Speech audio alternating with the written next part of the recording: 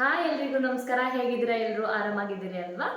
ಯಾರಾದರೂ ಹೊಸದಾಗಿ ನನ್ನ ವಿಡಿಯೋನ ನೋಡ್ತಾ ಇದ್ದರೆ ಅವರು ನನ್ನ ಚಾನಲ್ಗೆ ಸಬ್ಸ್ಕ್ರೈಬ್ ಆಗಿ ವಿಡಿಯೋನ ನೋಡಿ ಅಂತ ಹೇಳ್ತಾ ವಿಡಿಯೋನ ಸ್ಟಾರ್ಟ್ ಮಾಡೋಣ. ಅರ್ಧ ಕೆಜಿ ಆಗೋಷ್ಟು ಫಾರಂ ಮಶ್ರೂಮ್ನ ತಂದಿದ್ದೀವಿ. ಇದರಿಂದ ಫ್ರೈಡ್ ರೈಸು ಮತ್ತೇನು ಮಾಡ್ತೀನಿ ಅಂತ ಹೇಳಿ ನೋಡೋಣ ಬನ್ನಿ. ನಾನಿವತ್ತು ಮಶ್ರೂಮ್ ಫ್ರೈಡ್ ರೈಸ್ ಜೊತೆಗೆ ಹೆಸರು ಕಾಳ್ದು ಪಾಯಸ ಮಾಡೋಣ ಅಂತ ಹೇಳಿ, ಹೆಸರು ಕಾಳು ಪಾಯಸ ಮಕ್ಕಳು ತುಂಬಾ ಇಷ್ಟಪಡ್ತಾರೆ ನಮ್ಮ ಮನೇಲಿ. ಹಾಗಾಗಿ ಹೆಸರು ಕಾಳು ಪಾಯಸ ಮಾಡೋಣ ಅಂತ ಹೆಸರು ಕಾಳೆಲ್ಲ ನೆನೆ ಹಾಕ್ಕೊಂಡಿದ್ದೆ. ಮಶ್ರೂಮು ಅದು ರೆಡಿ ಪ್ಯಾಕಲ್ಲಿದ್ದರೂ ಕೂಡ ಸ್ವಲ್ಪ ಸ್ವಲ್ಪ ಮಣ್ಣು ಹಾಗೇ ಇರುತ್ತೆ. ಅದು ಕಿತ್ತಿರ್ತಾರಲ್ವ, ಅಲ್ಲಿ ಬುಡದಲ್ಲೆಲ್ಲ ಮಣ್ಣು ಹಾಗೇ ಇರುತ್ತೆ. ಹಾಗಾಗಿ ಅದನ್ನು ನೀಟಾಗಿ ವಾಶ್ ಮಾಡಿಕೊಂಡು ಸ್ವಲ್ಪ ನೀರು ಆರಲಿಕ್ಕೆ ಅಂತೇಳಿ ಎತ್ತಿಟ್ಕೊಳ್ತಾ ಇದ್ದೀನಿ. ಈ ಕಡೆ ಹೆಸರು ಕಾಳು ಚೆನ್ನಾಗಿ ಬೇಯೋ ಥರ ಅದು ಕೈಯಲ್ಲಿ ಮುಟ್ಟಿದ್ರೇ ಹೊಡಿಬೇಕು ಹೆಸರು ಕಾಳು. ಆ ರೀತಿಯಾಗಿ ಬೇಯಿಸ್ಕೊಂಡು ಎಲ್ಲ ಅದು ಸೌಟಿಂದ ಅದನ್ನು ನುರ್ಕೊಳ್ಳೋದು ಅಂದರೆ ಸ್ಮ್ಯಾಶ್ ಮಾಡ್ಕೊಳ್ತಾ ಇದ್ದೀನಿ. ಸ್ಮ್ಯಾಶ್ ಎಲ್ಲ ಆದ ತಕ್ಷಣ ಸ್ವಲ್ಪ ಸ್ವಲ್ಪ ಕಾಳು ಅದು ನಮಗೆ ಸಿಗಬೇಕು, ಆವಾಗ ಚೆನ್ನಾಗಿರುತ್ತೆ ಟೇಸ್ಟು. ಹಾಗೆ ಆ ಥರ ಮಾಡಿಕೊಂಡು ಸಿಹಿ ನಮಗೆ ಎಷ್ಟಾಗತ್ತೆ ಅಷ್ಟು ನಾನು ಬೆಲ್ಲನ ಆ್ಯಡ್ ಮಾಡ್ಕೊಳ್ತಾ ಇದ್ದೀನಿ, ಜೋನಿ ಬೆಲ್ಲ.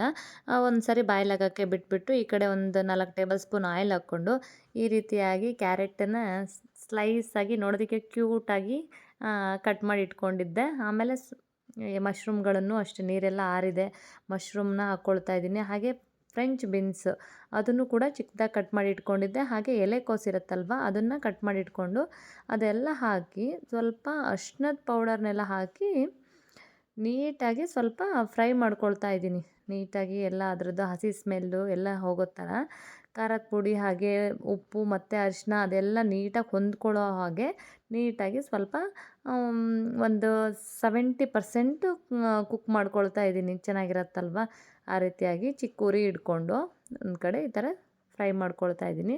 ಹಾಗೆ ನಾನು 1 kg ಆಗೋಷ್ಟು ರೈಸನ್ನು, ಜೀರಾ ರೈಸನ್ನು ಕುಕ್ಕರಲ್ಲಿ ಆಗಲೇ ವಿಷಲ್ ಹೊಡೆಸಿ ಸ್ವಲ್ಪ ತಣ್ಣಂದ್ರೇ ಮಿಕ್ಸ್ ಮಾಡ್ಲಿಕ್ಕೆ ಚೆನ್ನಾಗಿರುತ್ತೆ. ಅನ್ನ ಉದ್ರುದ್ರಾಗಿ ಬರುತ್ತಲ್ವ, ಹಾಗಾಗಿ ಅದನ್ನು ಎತ್ತಿಟ್ಕೊಂಡ್ಬಿಟ್ಟಿದ್ದೀನಿ. ಅನ್ನ ಕೂಡ ಆಗಿದೆ.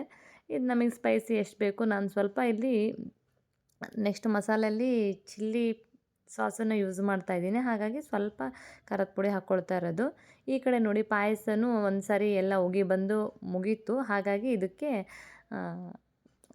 ತುಪ್ಪದ್ದು ಒಗ್ಗರಣೆ, ಗೋಡಂಬಿ ಮತ್ತು ದ್ರಾಕ್ಷಿನ ಹಾಕಿಬಿಟ್ಟು ತುಪ್ಪದ ಒಗ್ಗರಣೆ ಹಾಕ್ಕೊಳ್ತಾ ಇದ್ದೀನಿ. ಪಾಯಸ ಅಲ್ಲಿಗೆ ರೆಡಿ ಆಯಿತು.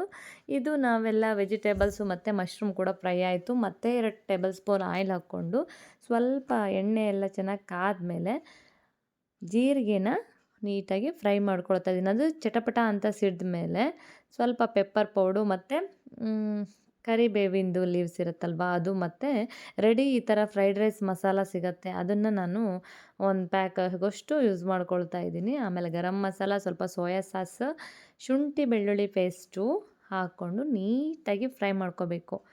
ಆಮೇಲೆ ಸ್ವಲ್ಪ ವೆನಿಗರನ್ನು ಕೂಡ ಆ್ಯಡ್ ಮಾಡ್ತಾಯಿದ್ದೀನಿ. ಫೈನಲಾಗಿ ನೀವು ಸ್ವಲ್ಪ ಲೆಮನ್ನ ಹಿಂಡ್ಕೊಂಡ್ರೂ ಆಗುತ್ತೆ, ಟೇಸ್ಟ್ ಚೆನ್ನಾಗಿರುತ್ತೆ. ಇದಕ್ಕೂ ಸ್ವಲ್ಪ ಮಸಾಲೆಗೆ ಆಗೋಷ್ಟು ಸ್ವಲ್ಪ ಒಂದು ಚಿಟಿಕೆಯಷ್ಟು ಉಪ್ಪು ಹಾಕಿಬಿಟ್ಟು ನೋಡಿ, ಅನ್ನ ಹೇಳಿದ್ದೆ ಅಲ್ವಾ ಮಾಡಿ ಎತ್ತಿಟ್ಕೊಂಡ್ಬಿಟ್ಟಿದ್ದೀನಿ ಅಂತೇಳಿ. ಈ ರೀತಿಯಾಗಿ ಜೀರಾ ರೈಸ್ ಇದು ಉದ್ರುದ್ರಾಗಿ ಬಂದಿದೆ. ಈಗ ನಾವು ಎರಡನ್ನೂ ಸೇರಿ ಒಳ್ಳೆ ಮಿಕ್ಸ್ ಕೊಟ್ಬಿಟ್ರೆ ಅಲ್ಲಿಗೆ ಒಳ್ಳೆ ರುಚಿಯಾಗಿ ಉದುರಾಗಿರ್ತಕ್ಕಂಥ mushroom with vegetable fried rice taste ಮಾಡಲಿಕ್ಕೆ ರೆಡಿ ಅಂತ ಹೇಳ್ಬೋದು. ಮತ್ತು ಪಾಯಸ ಆಯಿತು, ಮಶ್ರೂಮ್ ಫ್ರೈಡ್ ರೈಸ್ ಆಯ್ತಲ್ವ, ಮತ್ತು ಇನ್ಯಾಕೆ ತಡ ಅಂದ್ಕೊಂಡು ಬಿಸಿ ಬಿಸಿಯಾಗಿರುವಾಗಲೇ ತಿಂದರೆ ಚೆನ್ನಾಗಿರುತ್ತೆ ಅಲ್ವ.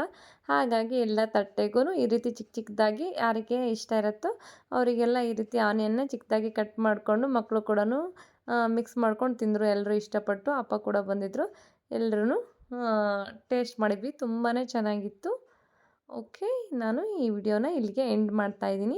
ಕಲಿತಾ ಇರಿ, ಕಲಿಸ್ತಾ ಇರಿ, ಹಾಗೆ ನನ್ನ ಚಾನಲ್ಗೆ ಸಬ್ಸ್ಕ್ರೈಬ್ ಆ್ಯಂಡ್ ಸಪೋರ್ಟನ್ನು ಮಾಡೋದನ್ನು ಮರಿಬೇಡಿ ಅಂತ ಹೇಳ್ತಾ, ಹಾಗೆ ಇನ್ನೊಂದು ಹೊಸ ವಿಡಿಯೋ ಜೊತೆಗೆ ಮತ್ತೆ ಸಿಗೋಣ. ಅಲ್ಲಿವರೆಗೂ take care, bye, see you.